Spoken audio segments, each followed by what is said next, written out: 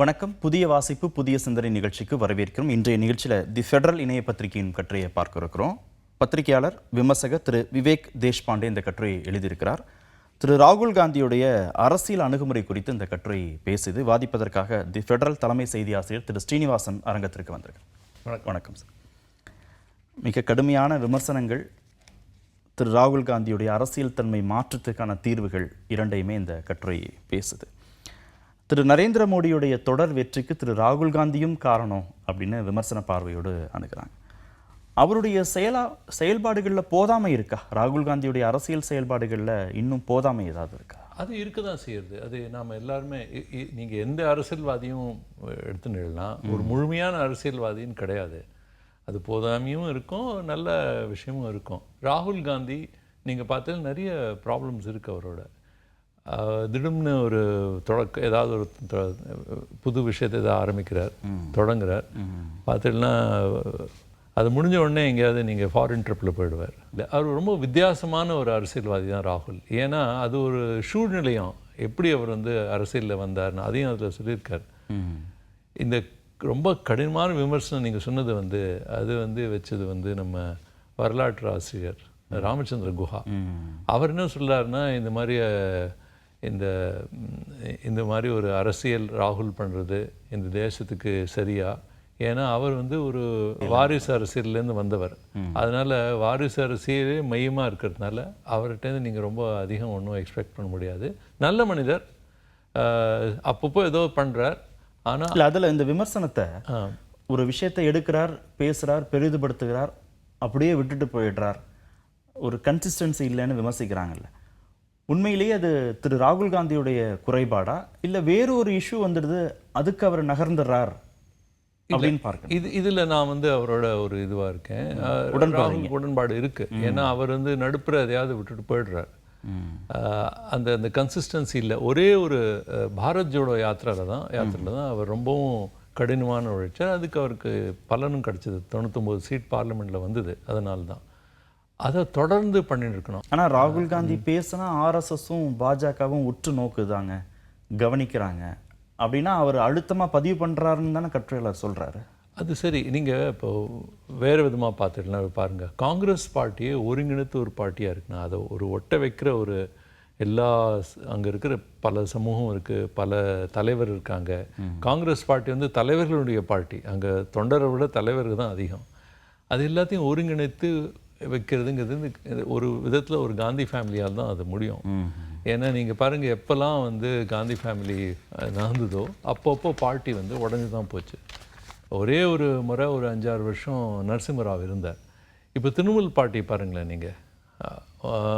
அந்த மம்தா பானர்ஜி அந்த எலெக்ஷனில் அவங்க தோற்ற பிறகு என்ன ஆச்சுன்னு 2 பிளவு பார்ட்டியில். நீங்கள் என்சிபி பாருங்களேன், சரத்பவார் என்ன ஆச்சு அப்படின்ட்டு. இது வெறும் ராகுல் காந்தி காங்கிரஸ் பார்ட்டியுடைய அரசியல் தான் இந்த மாதிரி சீர்குலைந்து இருக்குதுன்னு சொல்ல முடியாது. எல்லா ஆப்போசிஷனுக்கும் அதே நிலைமை தான். ஆனால் பதவிக்கு வரணும் அப்படின்ற ஒரு ஆசை, ஒரு தாகம், ஒரு வெறி ராகுல் காந்திக்கு இல்லை, அந்த முனைப்பு இல்லைன்னு கட்டுரையாளர் சொல்கிறார். அதுவும் ஒரு சரியான. ஏன்னா அவர் அதுவும் ஒரு ரிலக்டன்ட் அரசியல்வாதி.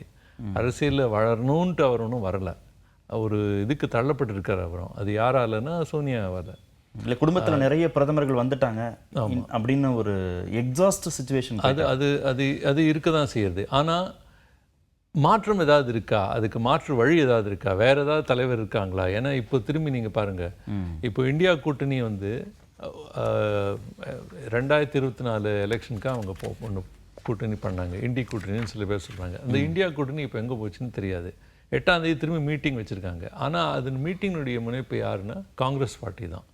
கர்கே தான் அதை பண்ணுறார், ராகுலும் அதில் இருப்பார். ஏன்னா பிற கட்சியால் அந்த வேலையை பண்ண முடியாது.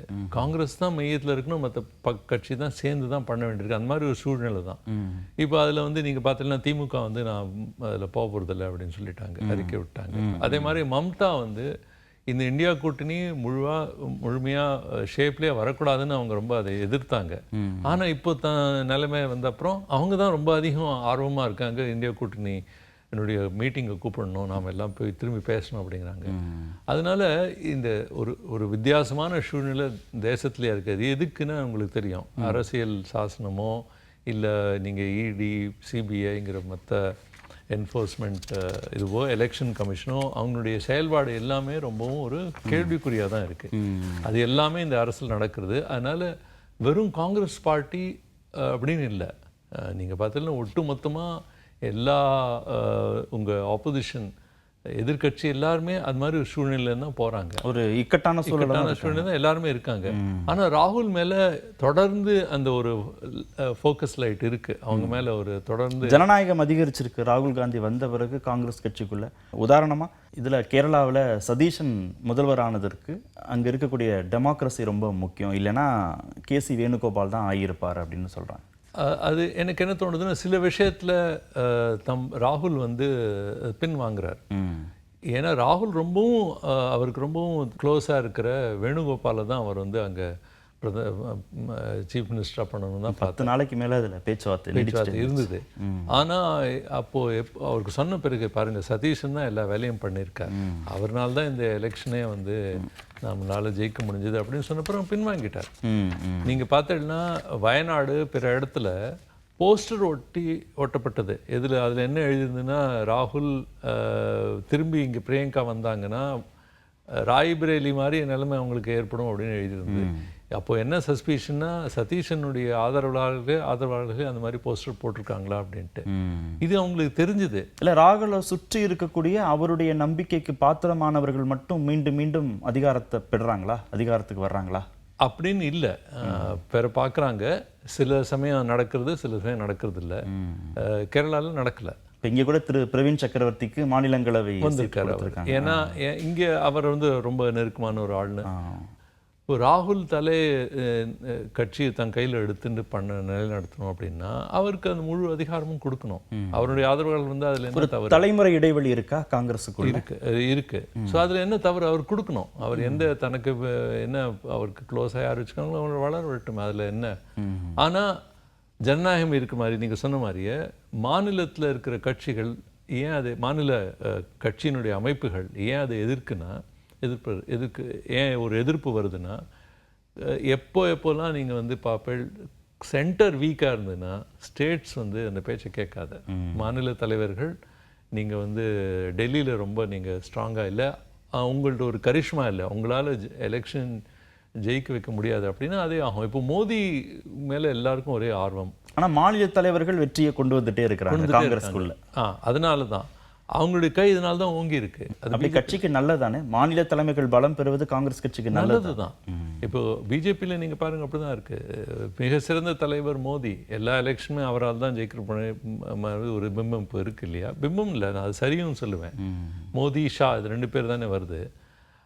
அவங்களுடைய மாநில தலைவர்கள் இப்போது நீங்கள் ஒரு இடத்துல இருக்காங்க. உத்தரப்பிரதேசத்தில் இருக்கார் யோகி ஆதித்யநாத், அசாமில் இருக்கார் இவர் ஹேமந்த் பிஸ்வா சர்மா, 1-2 இடத்துல தான் இருக்காங்க. மற்ற பிற மாநிலத்தில் நீங்கள் பார்த்தீங்கன்னா அங்கே இருக்கிற தலைவர்கள் எங்கேன்னு தெரியாது. உங்களுக்கு சில சீஃப் மினிஸ்டர்ஸ் பேரே உங்களுக்கு தெரிஞ்சிருக்காது. அப்படி பார்த்தீங்கன்னா காங்கிரஸ் நடக்கிறது ஒன்றும் ஒரு மோசமான விஷயம் இல்லை. ஆனால் கொஞ்சம் ஜனநாயகம் அதிகமாகவே இருக்குன்னு வேற சொல்லுவாங்க. எல்லா விமர்சனங்களையும் வச்ச பிறகு இறுதியாக ராகுலை தவிர வேறு வழி இல்லை அப்படின்னும் கட்டுரையாளர் முடிக்கிறார். ராகுல் கட்டாயம் தேவை பாஜகவை எதிர்ப்பதற்குன்னு சொல்கிறார். அது ஏன் அப்படி சொல்கிறார்? அதுலேயும் எனக்கு உடன்பாடு இருக்குது. ஏன்னா நீங்கள் இப்போ இந்த தற்போதைய நிலைமையை நீங்கள் பார்த்தீங்கன்னா வேறு எந்த தலைவர் ஆர்எஸ்எஸ்ஸையோ இல்லை பிஜேபியோ இல்லை மோடியோ ரொம்ப கடுமையாக விமர்சனம் யாராவது நேர்முறையாக பண்ணுறாருன்னா ராகுல் காந்தி தான். வேற ஒருத்தரும் அந்த அளவுக்கு பண்ணுறதில்ல. அதுலேயும் சொல்கிறார், சரத்பவாரோ உத்தவ் தாக்கரேவோ கேஜ்ரிவாலோ எல்லாருமே அந்த அளவுக்கு பண்ணுறதில்ல. அப்பப்போ பண்ணுறாங்க, விட்டுடுவாங்க. நீங்கள் பார்த்தீங்கன்னா என்சிபி நம்ம மகாராஷ்டிராவில் சரத்பவார் சில சமயம் ரொம்ப ஆதரவாக பேசுவார், சில சமயம் என்ன பேசுகிறாருன்னு தெரியாது. பிற மாநிலத்தில் நீங்கள் பார்க்கலாம், அப்படி தான் இருக்குது. ஆனால் இவர் தொடர்ந்து எதிர்ப்பு குரல் தெரிவிச்சுட்டே இருக்கார். ஆனால் ஒரு ஒரு ஒரு ஒரு ரெகுலராக அவர் பண்ணார்னா அதனுடைய இது கொஞ்சம் நல்லா இருந்திருக்கும் அப்படின்னு தோன்றும். நன்றி நிகழ்ச்சியில் பங்கேற்றது. நன்றி. புதிய வாசிப்பு புதிய சிந்தனை நிறைவு பெற்றது.